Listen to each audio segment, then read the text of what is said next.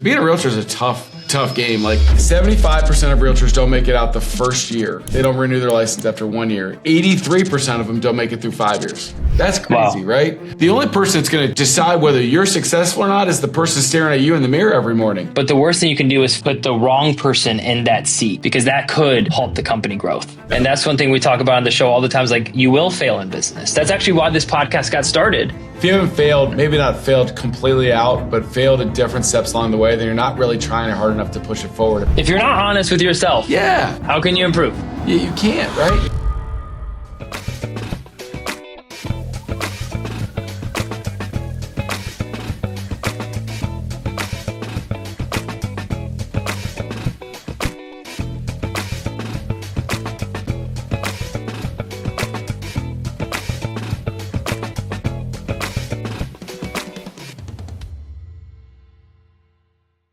Doing some research, you are a stud. The first question I want to ask you, I mean, like, dude, first of all, congrats on everything you guys have going on.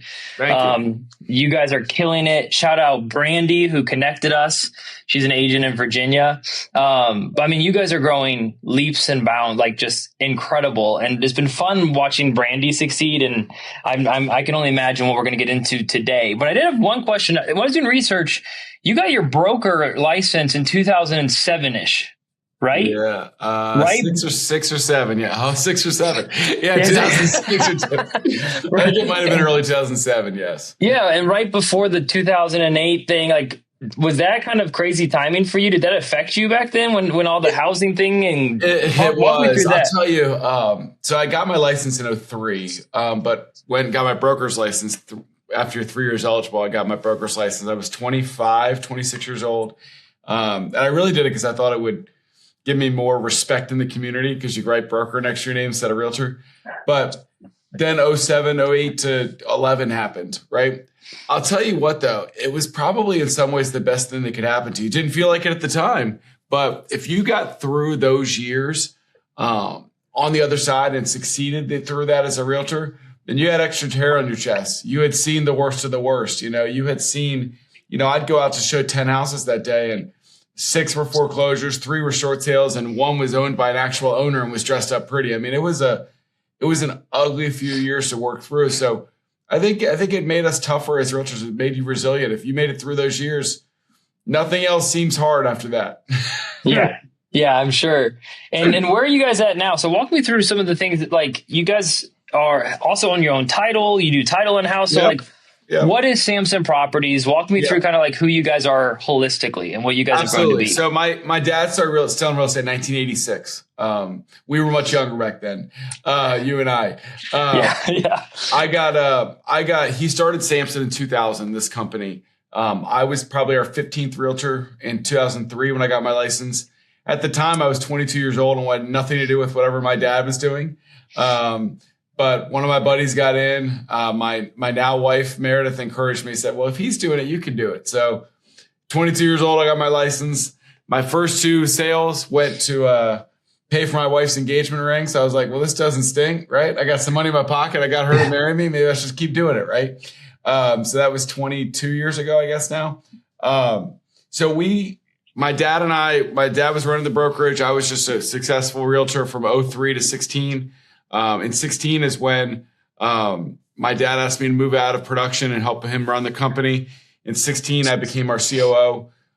In 16 to 19, we worked together running the company. In 19, I was blessed to take over as CEO of Samson. Now, Samson Properties is the real estate company that has grown. In 2009 is really where we did something really important. During that downturn, like you were talking about, we opened our own title company. We had been partners in a title company before and realized we needed some adjustments to get through the storm. Well, 2 things happened. We opened our own title company in 2009, so fully owned by my dad and I.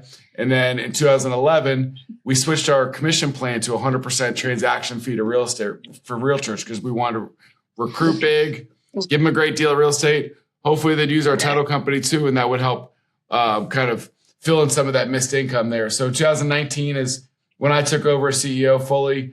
Now, 6 years later, we've really been on a great growth. I guess that's 6 or 7 years later. that we've really been on a crazy growth path. It actually It happened again. It happened again. I'm sorry. I had so we've had some really exciting growth there. We were basically Northern Virginia for a long time. And probably 17 or 18, we started going into Maryland. We really hit the gas 19, 20, 21, going into Maryland, then opened in West Virginia in 2022. DC around that same time frame of physical office around 21, 22. Pennsylvania, we just opened our first office a couple weeks ago. We're technically in Delaware and Pennsylvania as well, but more virtual there. But really our growth in the DMV is where it's been big. And we've grown now. We're number one in West Virginia, number one in Virginia. We're number two in sales in Maryland, but in the whole DMV, we've grown to be number one in sales. And what's DMV for people that are listening? DMV, yes. DMV is a short, cool thing people say around here for DC, Maryland, Virginia. It's really known as maybe 45 minutes around the city. If you drew a circle around DC, 45 minutes to like Northern Virginia, Southern Maryland, and all of DC. And that's been really kind of where our home hit spot is, and as we're starting to expand outside of that a little bit. So it's been crazy. It's been an amazing ride, and we just keep doing it by recruiting hard, giving realtors a great value and a great brokerage to work for, and hoping we make some money on the title company to kind of help pay all the bills. Yeah. So you mentioned something about the transactional kind of different way of paying people. Walk me through the normal way it's done in the industry, and then walk me through how Samson does it. Absolutely. So the normal way, I would say, especially in the 2000s, was like 50-50, 60-40 splits. Maybe with your real estate company, you get 50 or 60%, or if you really were a rock star, 70%. That kind of, and then the company got 30% back for all the things they do as your broker. That it kind of migrated into, we were an 80-20 company most of the 2000s, and 80-20 was like a really good split. Then near that end of the 2000s and that crash of, 07, 08, 9, 10, splits, people started to recruit harder. So all of a sudden it was like 85-15, 90-10, and then 100% companies, meaning you get all your commission, you pay us a transactional, a set fee per deal. That's what I mean by transaction fee companies. So that's where we jumped in and kind of jumped into that bandwagon. Now that's kind of evolved even more the last 12 to 15 years, where in the top 25 ranked companies in the country based on these national polls, 8 of us are 100% transaction fee companies. So it's becoming a very strong trend out there, where we have our agents just have a monthly fee and then pay a per transaction fee to us, but they get to keep 100% of their commission. And it's super popular, as you can imagine. Realtors like to keep more of their money, but the differentiator is you want to create a great company to help realtors succeed, whether it's brand with great support, great offices. We have 49 offices now, great tech, great printing. So we are up to 6,500 realtors now, 49 offices, a few people. But it's about giving the realtors all the tools they can be to be a success, and giving them a great commission split so they can pour that money back into being a better realtor. Because being a realtor is a tough game. I know this is not, I'm talking to an audience here that doesn't necessarily talk real estate or think real estate every day, but something that'll shock you, Dylan, is that they'll say 75% of realtors don't make it out the first year. They don't renew their license after 1 year. 83% of them don't make it through 5 years. That's crazy, right? A profession that everybody thinks is so easy, and 83% of people don't make it 5 years in it. So it's a tough business to be in, and the better that we can help realtors succeed, is kind of where I get fired up every day, is to help realtors be successful.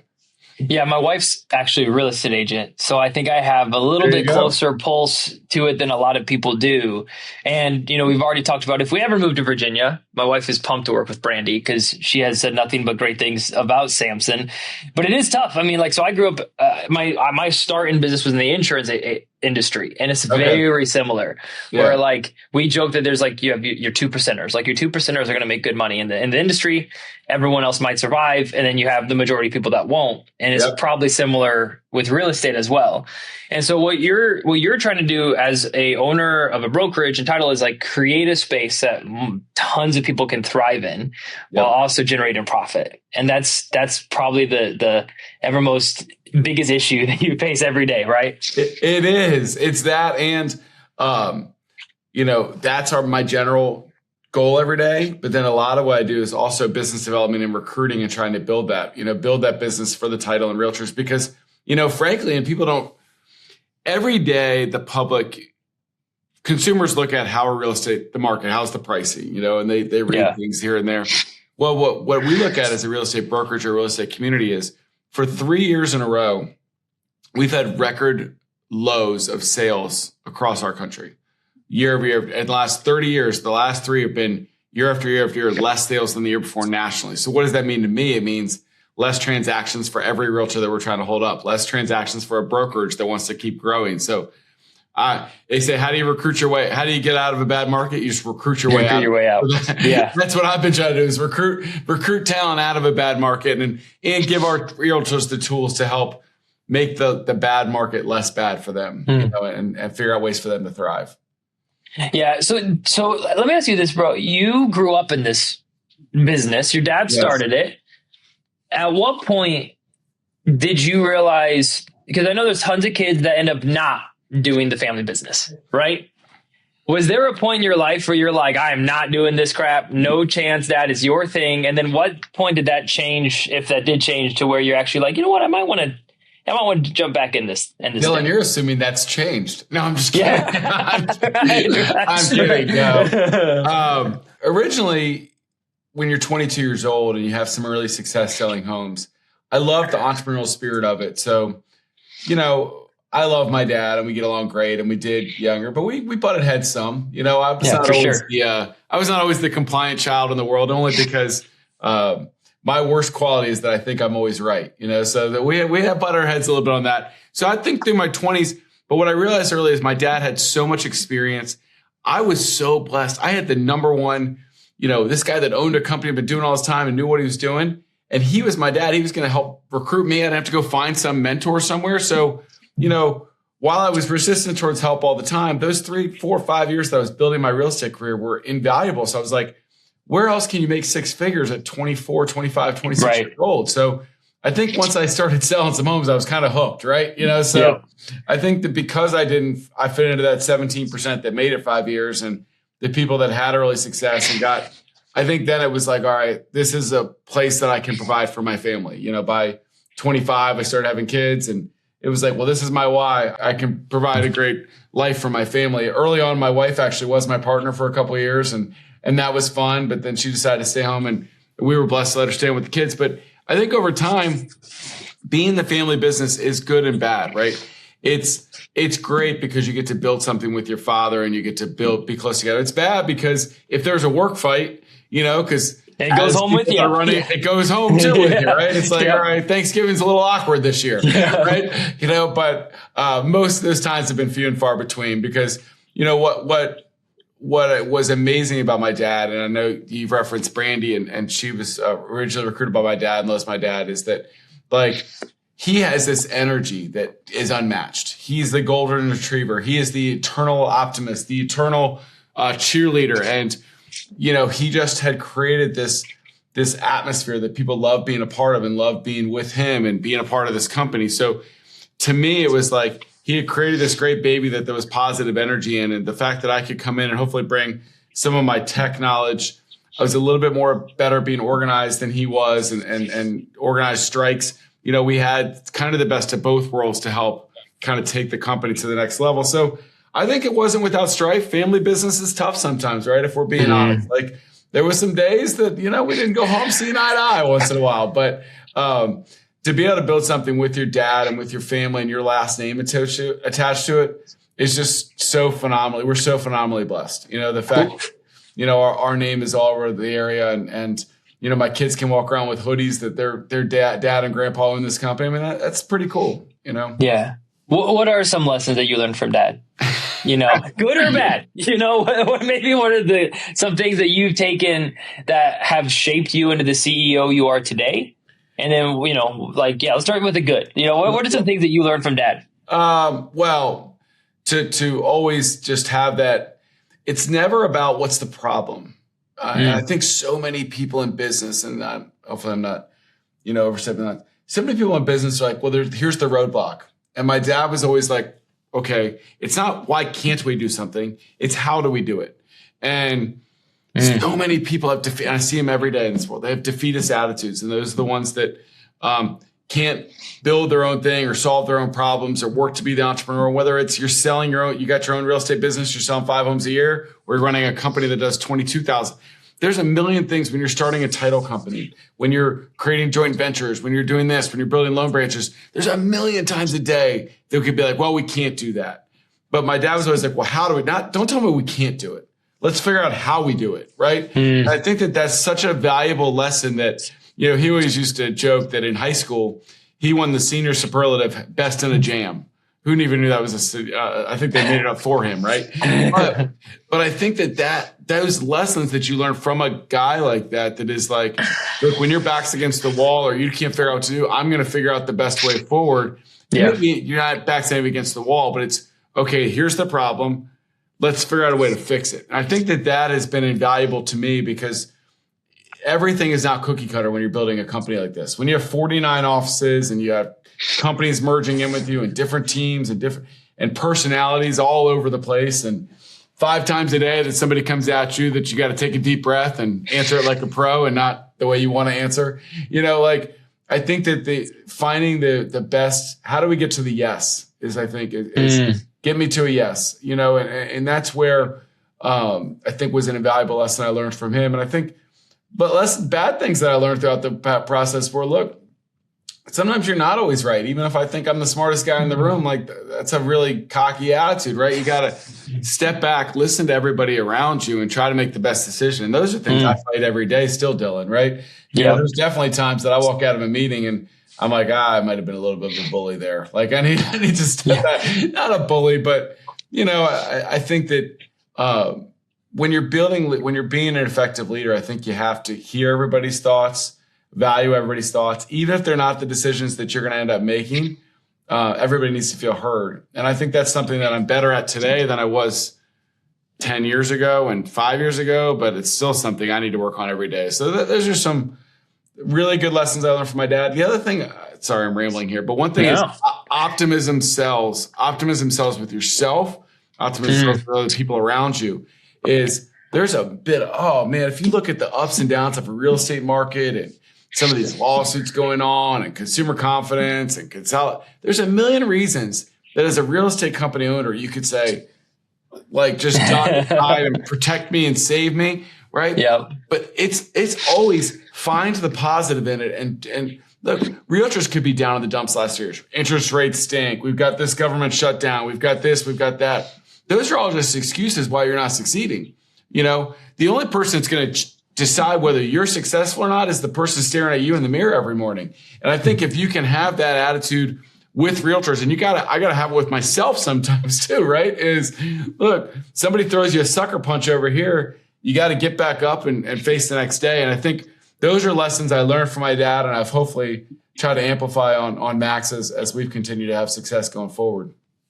Yeah. How important was it for you then being a real estate agent, selling actual homes, like getting in the trenches a little bit, like watching your dad and then actually doing it a little? Like, how important do you think it is for leaders to experience work in the trenches before they jump into leadership? Dylan, there's not a more important thing that I've done, and I think that it's pretty insightful for you to bring that out and ask that question, because I'm going to try to not get in trouble here, but that's all right. Maybe it'll get you more views. Yeah, there you go. I was a realtor. I sold 1,000 homes.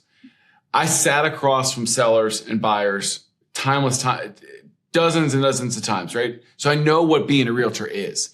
So I think when you then transition to running a real estate company, that I am trying to run a real estate company by realtors for realtors to help them succeed. Yeah. And I think that keeps the focus of that. And what I would say is there are some people right now running real estate brokerages that are worried about their stock price. They're worried about what the corporation looks like, what their board is telling them to do. And it's totally lost sight of what is best for buyers, sellers, consumers, the public. And if you've sat at 1,000 listing tables like I have, you can't lose sight of that, because you know what the trenches look like. people that have come in and bought companies or work for this or this, and they're all of a sudden they're put in positions of CEOs. They have no idea what the blocking and tackling that is our profession. And I think that, I read some articles this morning that were really some of the things going on in the real estate industry right now with some of the companies and the consolidation and private listings. And so it's getting to an apex that we could really be in trouble with. And it doesn't look, we're going to find a way to be successful, but Dylan England's the person that's going to buy or sell their home tomorrow. It's going to look a whole lot different if we're not careful with what's going on in our industry right now. And I can dive into that a lot deeper. I'm not sure if it's good or bad, but if you're going to sell your home tomorrow, Dylan, you shouldn't have to list it with 6 different brokers to make sure everybody on the internet sees it.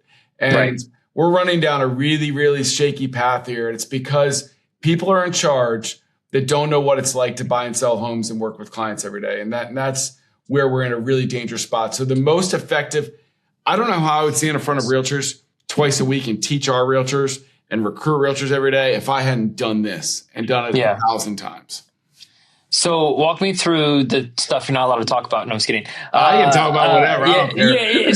So like, what are they going to do? Come for me? I'm on the right side of this argument. I'm fine with it. Is this nationally you're nervous? Locally you're nervous? Yeah, nationally. And I'll just, so for those that are, listening, I mean, Compass, you hear their name in the news all the time. And they obviously just acquired Anywhere, which was Anywhere is the brokerage, franchisee that has Century 21 and ERA and Coldwell Banker and, Sotheby's and Corcoran. So they now have a huge percentage market share. Well, even before this acquisition, they were really pushing this idea of private listings. And I just can't, it's only a selfish thing to try to control more inventory, make more money for their company. It's not best for you. So Dylan, you go to sell your home and they're trying to actually sell to you that it's best to list your home in a private network where only our agent people with it. Right. And we're going to get, it'll be a nice smooth sale for you. Let's expose it to just our agents first. I don't care if you have 5%, 10%, or 25% of the market share. It's still not what's best for your home. Right. Right. And look, there are markets that I'm in right now that I have 15, 18, 23% of the inventory or 23% of the sales. But I would still never, ever think that that's the best route to sell your home. And they're hiding behind it. Well, it's seller choice. They want to put it in a private network. It's not seller choice. It's your greed. That's the only thing that it is, right? And you see the stories that are starting to come out. I can't believe there's not more lawsuits yet. But, I read a story about this couple at LinkedIn, and the story became famous that they posted about it. And they said they went to sell private exclusive, and they were all excited. They put it on their magic number was $1 million. Well, they put it in private exclusive. 2 people came by the house. And one person offered $1 million and they took it. And they were excited. Great. Well, instantly, within 2 or 3 days, this couple was like regretting it. 2 people came in the house and somebody gave me my $1 million. Like, this is great. But what would have happened if 20 people had seen it? But they were stuck in the contract, right?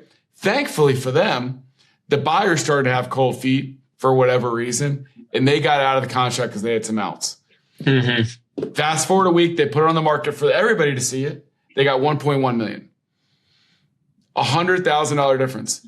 That is the same story 99% of the time. It's just simple supply and demand, right? Like more eyes to see. Yeah. Right, Dylan? Yep. And that's what we're getting off of.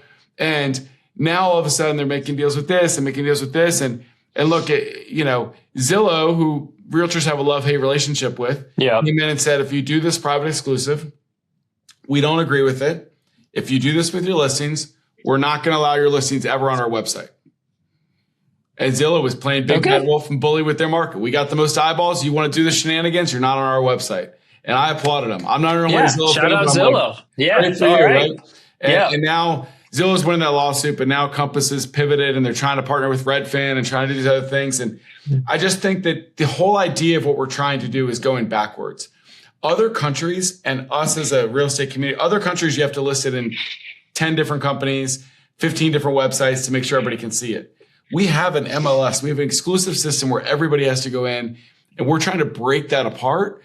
And there's nothing that could be more destructive for our industry. And look, general public that sells their home once every 10 years, they may not care what I'm talking about. But You do in this sense. You shouldn't have to hire somebody from Samson, Compass, Keller Williams, Remax, whatever. You shouldn't have to hire 6 agents to make sure get it that seen everywhere. right? Everybody's seeing it, right? Because we all have got our own silos. We all have 10% of the market share, and you better make sure all 8 of us see it. And that's backwards. We're too especially for investors, right? Like this would kill investors. Like you're looking to flip a property, you want as many people to see that property as possible, right? Not get siloed into EXP or Century 21 or whatever. And they're all good companies. I'm not knocking the other companies, but we shouldn't have to do it that way. Look, you should be able to hire one agent that's going to promote your property and have your best interest. Not let me have somebody from each company so they can get exposed to everybody. We're running down a really sketchy Then are they path. proposing, like, if you had to do that way, then it would be like fractional commissions to each person that's involved, or are they trying to up the commission past like 6%? Well, no, I think it would probably be that you would, whoever got the sale would get the full commission, I would guess. But we're not even at that path yet. But I'm just saying I'm fast forwarding what that would look like in 5 years. It'd be weird. If all of a sudden, well, great, I'm going to hire Compass because they've got this product exclusive. And even if they've got 25% of the market share, well, I want the other 75% to see it. So I'm going to hire somebody from Samson or hire somebody from Keller and Remax and EXP. That way it can be fully exposed. Right now we have exclusive agreements. You just hire for sure. agent. But if we're going to do this fractional MLS stuff, we're going to have to get to that point. Well, now all of a sudden it's going to be like, whoever the 5 agents sells it, they get the commission. Well, that's just leading to more disaster there, I think. But and the reason why they're doing this, just so I can break it down for my audience that's listening, is they want to force more people to get into their ecosystem to be seen. And then they're positioning it like, listen, it's going to be smoother, simpler, easier. Yep. Because you have like almost a guaranteed sell. Like we have these whatever people that are already ready, kind of like lined up for you because you're already within our network. Ideally, that's the point. We can make it smoother for you. We can expose it off the market to just our people for a month. And maybe it sells for you and you get a good price. Maybe it doesn't, but at least we expose it off market. But my point would be every single time you take one off market, you're taking less money than you could. And this is your biggest asset in the world. And you should not be. Most people, if you sit in front of somebody and sell the narrative well enough on why you should go off market exclusive, most sellers go, all right, sounds good. They don't know. You're the smart you can spin anything. You know what I mean? Like I can make it sound great. Do anything. Yeah. And the other thing they're doing is they're trying to control. If they can make this a thing, they can control the marketplace online. They can dictate the rules. They can also recruit off of it and say, well, look, do you want your agents? Now we can make our pie. And they can double end more deals where they've got the seller and they bring the buyer. Instead of exposing it to the whole market. So there's only, in my opinion, people can grill me, there's only selfish reasons involved. There's 0.1% of the market that are celebrities or don't want their house shown or want to do a private off market sale. That's 0.1 of 0.1%. Every single other person should have the whole internet to see their home so that they can get a best price for it. But you didn't know I was going to kick up all this controversy. And if this is the Dylan English show. Welcome to the show. This is what we do. People joke that I'm the Sean Ryan of the business world because we just talk about everything but what we should. But one last question, because I like who decides this stuff? Is it a board? Is it the government? Like, who is the powers that be? Is it the Illuminati? Like, what do we do? What are we doing? Nailed it. Then BlackRock. That's why it's also such a mess, Dylan. Is that so? There's a National Association of Realtors, but there was the big lawsuit that happened a couple of years ago with buyers and sellers coming at all the top brokerages and the National Association of Realtors, and they lost the lawsuit. Well, a lot of the brokerages blame NAR for it. I don't think it's NAR's fault. We had bad lawyers across the board and we lost the lawsuit. We shouldn't have. But now there's a lack of trust in NAR, which some companies are leading the charge on. And NAR can't make any. I mean, Keller or Samson or Compass, they can break off and do their own thing. That people don't have to be associated with NAR, right? But to me, I believe that there should be a governing body. I believe there should be rules. I don't think it should be the Wild Wild West. But as people decide, and frankly, as Compass and now they've acquired Anywhere decides they're going to do their own thing. And if they have now together, they've got over 300,000 realtors in their chain, they can start to try to bend the rules to whatever they want them to be. Right. Sure. I think that's the problem is there isn't a overriding thing. Now the government can get involved sometimes when they think that there's some antitrust issues or, the DOJ, can get involved if they think there's something wrong going on that needs to be stopped. But it is a little bit wild, wild westy in the last year or two. And look, people could say they're trying to change the industry for the better. I couldn't disagree more. 95% of my other company owners out there would agree that we're going down a bad path here. But, I think that's some of the stuff going on. And it doesn't affect your ability every day to be a buyer and seller right now. But I'm really somewhat concerned about what it looks like in the future. And if we don't stop some of the madness now, and, I think some of the pushback comes from, so you heard me say MLS, that's our multiple listing service. As a realtor, we have to put our listing in an MLS system.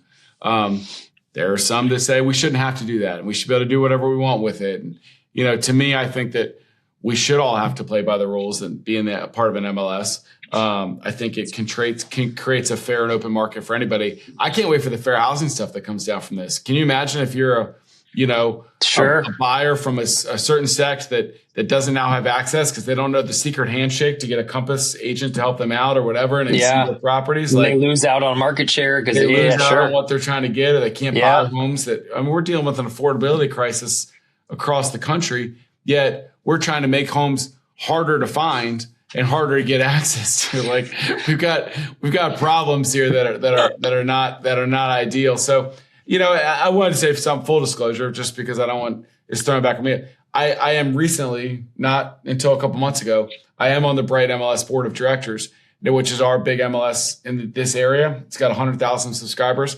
I don't benefit from that financially, so I'm not trying to push MLS because I'm on the board of directors. It just started January 1st, 60 days ago. So I'm not necessarily it's not because of that. It's because these are opinions of Danny. Yeah, opinions only. Donny Samson. It's probably why they elected me, because I am so pro MLS. But I just think it's the best way for us going forward is to share the information together. It's better for consumers all over the place. Was the lawsuit you're talking about that was lost in the couple years ago now forcing where you have to show the commissions or whatever, public? Yeah. Is that because my wife? I know there's a big stink about it in my wife's real estate office here in Michigan.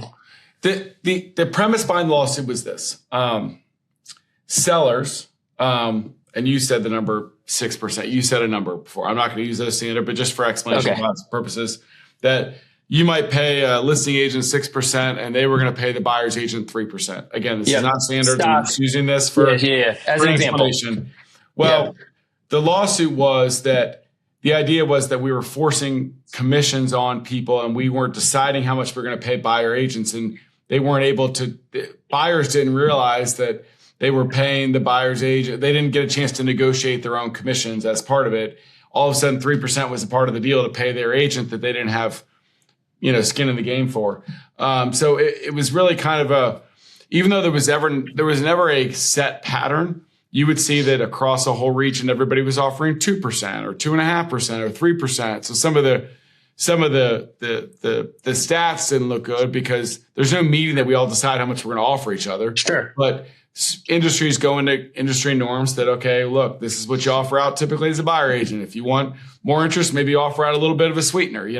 It's no different than what builders have done forever. If they want more attraction, they offer out specials, right? Yep. A restaurant offers out specials if they want more business. But so they came at the idea that we were colluding together on commissions, which wasn't really true. But now you have to expose what you're offering. Yeah.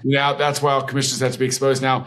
And it hasn't really changed much. It's just been more transparent now that if you're hiring somebody to be your buyer's agent, you know what they're getting paid. The seller is still paying for it in most circumstances. It's just more exposed to everybody and not just a number on the MLS that's not talked about again. And people blamed NAR for losing that. And that's where a lot of the mistrust come in NAR. But a lot of the big brokerages and franchises were named and had big lawsuits and that kind of stuff. So that was kind of what dropped 3 years ago and kind of started some of this mayhem as well. That helps. Yeah. Cause I know when that happened, it was they had 30 meetings at the office trying to figure out what to do. And my wife was like, this is going to be crazy. And it turned out to, from our little perspective, hasn't been our day-to-day very much. Yeah. The clear cooperation stuff could really be a thing. Clear cooperation, meaning the sharing of all data in the MLS. This could actually be a game changer for realtors and, more importantly, the public and how they interact and buy and sell real estate going forward. That's the part that gets me fired up. Look, as a company, we've got enough size. We are one of the big boys, and we're going to find a way to navigate, and people are going to want to be with us. And I'm not worried about us. I'm worried about my real passion comes in. It's not fair for people. It's not fair for buyers and sellers that we're going to not do this the correct way. And that's where my passion comes in. We've got an industry that, the other thing that, if I'm being fully transparent, is a realtor profession in general, like, it comes under attack at times. And look, I'm going to say something that's not very popular right now. It's too easy to be a realtor. It is too easy to get their license. Now, I just told you 83% of people fail within 5 years, and 75% of people, it's because it's too easy to get, and it's too easy to keep your license. In my opinion, it should be way harder. I got my real estate license at 22 years old in 5 days of online training when I took the test the next day. Look, maybe I'm a smart cookie, but it's also should never be that easy. So because of that, some bad realtors give our profession a bad name. Well, if we continue to erode the trust and that buyers and sellers don't know if they can see all the data, they don't know if they're being lied to or misguided by realtors out there, our profession is going to continue to lose trust in our industry because we can't even agree on how to show the data to everybody. We're going to wake up in 5 years and nobody's going to trust realtors, and realtor profession is going to be dinged because of this. That's my big concern, is that it's too easy already. There's too many bad agents already. Look, I think it should be much harder to get your license. I think it should be much harder to keep your license. It shouldn't be, how do you, all these terms you have to know. There should be real life examples. We should have a 50 question test on the contract. And if you don't get 48 of them right, you got to go back until you come back again. People in our profession, look, to get your law license or to be a doctor, to be a dentist or to be whatever, like, you got to go through a ton of schooling, and then you have to continue to show that you've got the requisite knowledge to be that. And I think that that's where our profession falls short a little bit. Yeah. I think that doing things that are going to damage our trust to the public can only hurt us in a AI and technology and a lack of trust world, that in the next 2, 3, 5, 10 years, realtors are going to become, our whole profession is going to be hurt a little bit if we can't at least ensure that the public trusts us. Do you see, well, first of all, by the way, that's the same thing with insurance. There are so many people that get that somehow miraculously pass their insurance exam that ruin it for the rest of us that are, they're not great people at all. And then next thing you walk in, they're like, oh, I this guy scammed me out of this. It's like, well, yeah, but not just because you had one bad experience does not mean that everything is bad. Just, and people can ruin it. I did want to, you mentioned AI. Do you ever think there's a point where you have AI real estate agents that talk to each other? You have like a seller AI agent, a buyer AI agent. And do you think that could be a danger of like where we're going? You asked a question about AI. Do I ever think there's be AI real estate buyers agent and real estate agents? Look, there's a lot of professions that I would be very concerned about AI taking over, right? I don't think an AI can get in there and drill your teeth, Yeah. I think that the reason I think it's going to struggle to take over this is the biggest financial decision of your life.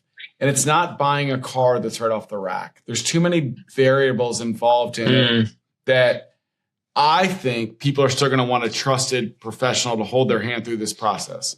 Yeah. So maybe that's naive because I love our profession and I've seen a lot of people make their living on it. But to me, I think that AI is going to do a lot of things for being able to tell you what homes are easier for you to see or what homes you might like, and we'll give you a lot of suggestions. And I think that identifying properties that you might be interested in processing is going to change a lot, I'm sure. Do I think that the role of the realtor could be somewhat reduced when it comes down to just the nitty gritty negotiating through or letting people through that? I think some of the marketing stuff and some of the finding properties on selling and buying side, a lot of that is going to be AI reduced and powered, I think, in the future. But I think, Dylan, your wife's a realtor, but if you didn't know a realtor or that was in your family and you were going to buy a house and it was $500,000 and it was a big deal to your family, like, going in that blind is scary, right? It's one thing to go buy a $25,000 car when it's like, okay, I signed a couple pieces of paper. Like, everybody kind of buys cars. What's the worst that can happen? Like, interest rate was much higher than I thought, whatever. Like, you buy a house that, some of the things that came out with this lawsuit that came out, that it really opened my eyes to a couple of things. Like, if the buyers ended up being unrepresented and just the seller had a listing agent or had an agent. Well, so many buyers are uninformed when it comes to like an appraisal process. What if you got to waive the appraisal, Dylan, because you got to win the deal? What an appraisal means is this. Okay, I bought the house for $500,000, but the appraisal only came in at $480,000. So the bank's only willing to give you a loan based on $480,000. Well, if you signed that you didn't need that contingency, you got to come up with the extra 20 grand cash and your down payment based on 480. Well, if you were an uneducated buyer, you just signed that right over because somebody asked you to, you might do it. You might not know how to properly go through the home inspection. All of a sudden you buy this house, $500,000, you walk in the door and it's got mold up and down which side here, and it's got this wrong, and it had a bad foundation, but nobody was holding your hand and protecting you through it. And some computer isn't going to help you do that, right? So that's where I think that there's too much that can go wrong with buying a big home.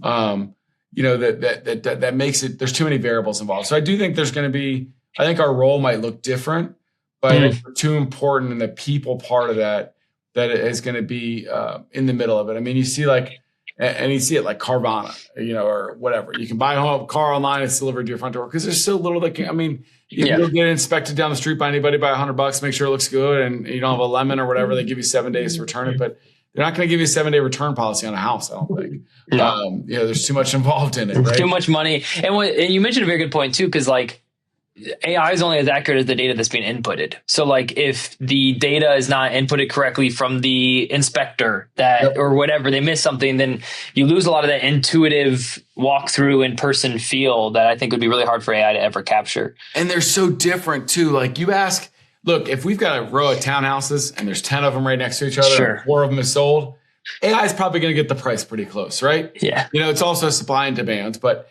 you try and evaluate a place on an acre out there where that every house is different and every feature is different or whatever. Like you try to, look, estimates have been around forever, right? Which is really just AI before. That's why real estate agents don't like Zillow, right? Is because they feel, okay, this is Dylan talking. I'm not going to put you in this. This is Dylan talking from my wife's perspective. Zillow always like overinflates values seemingly. And so then people come to real estate agents being like, oh, my home is worth $800,000. They're like, that's actually only $650. Well, Zillow told me, anyway, sorry. I think there's that, Dylan, but I think that what they'll do is most sellers will find the estimate they find online that tells them the best story. Which might be Zillow a lot of the times, but if the house is $650 and this estimate says $625, they're not bringing that up at the listing presentation, right? They're going to go to Redfin. They're going to go to whatever. Redfin said it was $675. They're like, see, Redfin. They always find the one that says the best story for them, right? But if you line up a house and everybody pays for these automatic generators, all these websites, right? They got the best algorithms, which is really just AI before there was AI, right? And they've got 4 different numbers, right? If all of our intelligence is the same, why is there one number? That shows you right away that there's too many variables involved with buying and selling a home. If 4 systems that people pay a lot of money for to generate a house price all have 4 different prices, then we can see that there's a problem there, right? I did want to ask you this. So let's pivot really quick back to just like CEO lessons, like business. So a lot of my listeners are young entrepreneurs looking for the next stage. And one thing that I really like my guests talking about is not always the good times, but also the bad times. And what is a risk that you took that failed? And what's the lesson that you learned from that? Is there anything in your history that you thought you were sure that this was the right risk and it didn't go the way you thought? And what's a lesson that you learned even through that failure? Oh, a risk that I took that I failed. I think there's a lot of different things that we've done across the way that haven't gone as well as we'd like. You can talk about whether you purchase certain assets before, like a building, before the real estate market tanks out, right? And those things don't work out for you. And all of a sudden, all of your company's money is at risk and exposed, right? You could talk about, when you talk about big expenses like that, I think that when we make mistakes throughout the process, whether it's signing a big lease somewhere that we weren't sure about or, committing to the wrong people, most of the time you have to really learn from this is like, it's normally because we're trying to move too quickly or we're too optimistic or you don't see the downsides and the upsides. Earlier, I told you to be eternally optimistic, and you do. You always have to see the glass half full, always, or else everybody around you looks to you as the leader to see a glass half full. If you don't have confidence and you don't have it fired up and you're not excited about what you're doing, how can you expect anybody else to be on a daily basis? So I believe in that. But when you're evaluating decisions, you need to see the risk and reward on the downside. And my dad and I had a slogan, it was like, we don't have to have dead soldiers. What that means is like bad ideas that all of a sudden, every time you have an idea that shoots out, you spend some time, effort, and money on promoting to everybody, and then it doesn't work. It's like another soldier on the graveyard. That's a terrible analogy. Like nobody respects the military and soldiers more than me. So that was a bad analogy. But the idea is that bad ideas that don't work out, it hurts overall how you feel, how your staff, how your realtors feel about you. Is every time you introduce something new and it failed, like you really want to be. So I think what we've learned over the years is like to be really calculated at like, what's the downside if this doesn't work out? Do I really 100% believe in this before I launch it? So I think we've become more, while we are very quick to move, we certainly still take a breath. Some of the biggest mistakes I've probably made are, the wrong manager hires, the wrong staff personnel that have hurt a culture in a certain office or area. And I think it's mostly because being a leader, and anybody out watching this as a leader, is this: you have so many things tugging at you at any time. You've got this. I've got a to-do list of 5 things in my head right now. I'm thinking about that I gotta do. You're like, come on, let's finish this podcast. We gotta get working. This podcast is the first thing on it. Yeah. But if you're so quick to get to the next thing, you don't spend the proper time on the thing in front of you. You end up messing it up and spending 3 times as much time, effort, and energy fixing it. And I think that's one thing we've tried to get smarter about is don't just make the hire because it's the easy, convenient thing to do. Take a breath. I've got an office right now that doesn't have a manager, right? It's been 3 or 4 months.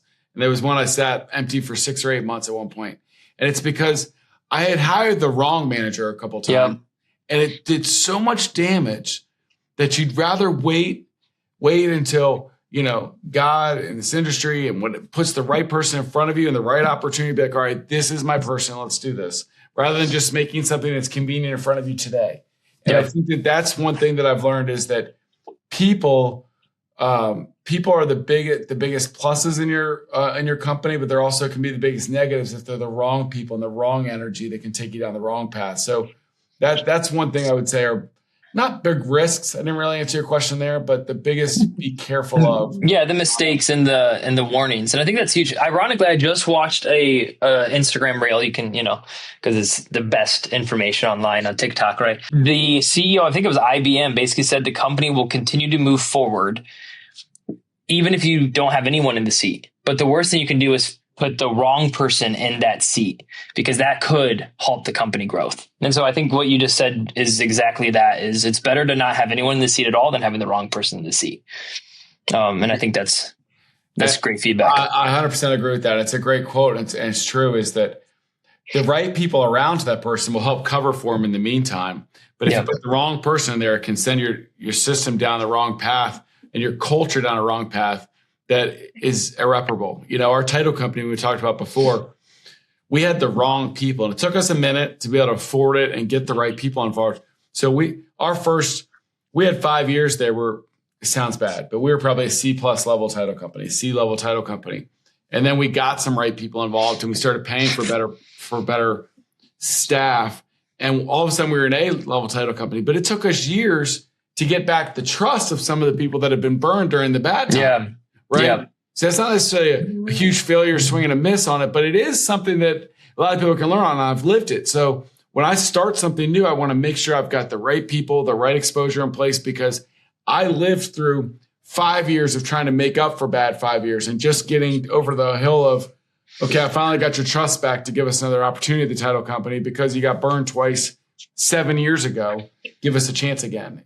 So we probably had that from, call it 14 to 18, 14 to 19, that we were up and down. And then, we became great in 17, 18, 19, but we spent a long time making up for some of the past mistakes, and for anybody new in the last 7 years, it was great. It's always been good. Yeah. But the ones that have been around for longer, they knew some of the ups and downs, and we had to earn their trust back. So I think that it's totally applicable for all things. Yeah. And you've learned so many lessons through those times too, of like who not to hire, who to hire. Like the worst thing that you can do is go through those times and not learn any lessons.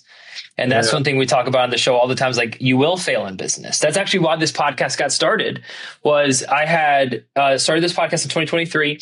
I had a friend that failed at a lawn care company. Then 2 years later, he started it again and he succeeded because he took all those lessons and applied them and it went well. And I told my wife, I was like, hey, someone should start a podcast and like interview this guy. Like, that's awesome. Like some, cause you see online Lamborghinis and blah, blah, blah, and Ty Lopez in his garage with Corvettes. And you're like, yeah, okay. But that's not real entrepreneurship all the time. There's a lot more failure. And that's why I started this podcast, was to interview Derek. And I did one episode of him telling a story and I was like, holy crap, I love this. I want to do this the rest of my life. I don't know how. And then it just, then I had this deranged version of I'm going to be able to podcast. And then 2.5 years later, I have a whole company where I help other companies start podcasts. So like, you just never know how God's going to use a random story and thing change your life. But it's so true. You never know where that's going to come from. But if you haven't failed, maybe not failed completely out, but failed at different steps along the way, then you're not really trying hard enough to push it forward. If it was easy to be an entrepreneur, to run a company and to be successful in things, then everybody would do it, right? But you got to have that. Where's the yes? How do I find the way to do it? How do I stay optimistic through the storm? And how do I keep everybody else around me optimistic and on my team? Every time a realtor decides not to join our company, or if anybody ever, heaven forbid, leaves our company, which doesn't happen that often, but I want to learn from each experience. And sometimes it's hard to be like, where did we miss the mark? But how do you improve if you're so blind to thinking you're so great? Yeah. If you're not honest with yourself, how can you improve? You can't, right? When you think you've learned it all, that you know it all, that you know nothing, right? You got to keep getting better every day. And that's why you keep reading the articles and you keep learning from others around you and you keep, making friends with other people that are in your spot, is that we've all got stuff to learn from each other. Whatever profession you're in, stay connected. Don't think you know it all, because that's when you're going to start losing ground on everybody around you, because you stop thinking. It might be that somebody else doesn't do things the way that I would do it, but hearing how they do it kind of ignites a fire in me to figure out, you know what? I don't really love the way they do it, but it sparked an idea in me. This is how I should do it to help my company get better. So, I love that. I love that idea though. Yeah. Well, I'll tell you what, brother, this has been a blast. This has been fun. Thank you for bearing with me at the beginning for my technical issues. And then, you repeat it. Yeah. And that's what I get for not having my stuff working. But I appreciate you, man. And I want to ask you one more question as we wrap up. Where do you see Samson going the next 5-10 years? Like, what's next for you guys? Are you looking to get in all 52 states? Are you looking to world domination? No, I'm just kidding. The world? What's that? World domination? I'm kidding. If I'm being, I always say if I'm being fully transparent, yet I'm fully transparent all the time. Right now, I think that, for lack of a better term, there's a 2-hour circle from where I sit at my headquarters down to Richmond, Virginia, up to the top of Maryland, West Virginia, Pennsylvania, and basically 2 hours away from where we are for the most part. I think there's still so much grass to mow in those 2 hours. We can continue to get bigger, better, stronger within there. And my main motivation for that is I'm married and I have 4 beautiful daughters, 4 teenage daughters, believe it or not, Dylan. Congrats, bro. Thank you. And my youngest is about to turn 13. For the next 5 years, my most important job is being their dad, and Molly's in 7th grade. I'm finishing up 7th grade here. And so when I say that, it's like, I love our company growth. I love everything we're doing. I love that I can be home for dinner every night, for not every night. I mean, I work obviously some nights and some stuff comes up, but the idea of expanding into every state or, either North Carolina, South Carolina, Georgia, like going down south or going north. The problems with some of those things, Dylan, are that it doesn't help me be the dad I can be, frankly. And if I find great operators, maybe they can be extensions of us, maybe. But the real thing is the more I take my eye off the ball outside of our 2-hour circle, more that I'm not taking care of the agents that are my family here, the 6,500 agents around me. And, I love that every Wednesday I'm in a different office teaching. I love that, I see all of our realtors all the time and different things. And I think if I started focusing on making us a national power, I would A, not be the dad I want to be, and B, not be the leader to the realtors that already exist with us that I want to be. And I think that's where So my goals are not, especially for the next 5 years, to go anything outside of our window. I think we can get bigger, better, stronger here, and make our realtors more successful and crush it in our circle. And I think the further you expand, I think the further that you get less at doing what you're really good at, which is connecting with our realtors, giving them a company to help them be successful. And that's my goal, is to be really good in a 2-hour circle from where I'm at right now. Well, I'll tell you what, if it makes you feel any better, Brandy has talked about Samson in the most amazing light. Like, I didn't really know. I mean, for years, dude, like, so I've been married since 2018, and I know, like, she has mentioned Samson pretty much every time, how much she loves it there. And it's so good that, like, literally my wife wants to move to Virginia just so she can work with you guys and work with Brandy. So I know that you are doing something right. Care of her, Dylan. Yeah, I'm not worried about that at all. Well, I'll tell you what, brother, this has been so much fun. Thank you for taking the time to come on this show. I know my listeners are going to appreciate it a ton. Hopefully when I come in a couple of weeks, we'll be able to figure out some coffee or something like that. And you can show me the cool space you guys have, and I can meet Justin and slap him for having the camera shut off 30 times. Just kidding. Love you, Justin. Totally joking. But I give my guests an opportunity to promote anything you want at the end of the show. So where can people find you? If someone is local in Virginia, where can they reach out? This is your opportunity to promote whatever you want. Absolutely. If you want to find out more about our brokerage and you are a realtor out there, joinsamson.com, best website out there for all things us. Connect with me. We'd love to talk to you. If you're a consumer out there, we'll take great care of you. Come to samsonproperties.net, email me. I'll give you the best realtors we got. But I think that, and if you're a company owner out there that we've had a lot of mergers, if you're a company owner out there that has 25, 50, 100, 200 realtors, and you're having a tough time competing in a world with all these behemoths out there and keeping up with the Joneses. Look, we've had so many mergers that have been a win-win for both of us. So reach out to me directly. I would love to have any realtors or companies join our team. And if you're in the public out there, we'd love to take care of your buying and selling needs. I promise you they will take great care of you and treat you like you deserve to be treated here at Samson. And it was samsonproperties.net, correct? Yes, samsonproperties.net and joinsamson.com. Those are your two key websites. Perfect. Well, we'll make sure both of those are in the description of this video. Donnie, thanks, man. This has been super fun. I know you're super swamped, but thank you for taking the time to come on the show. Appreciate it, Dylan. Take care. You're welcome, brother. All right, guys, please subscribe, as always. Share it with a friend, and we'll see you guys in the next episode. Peace. The subscribe button. Right there. Let's go.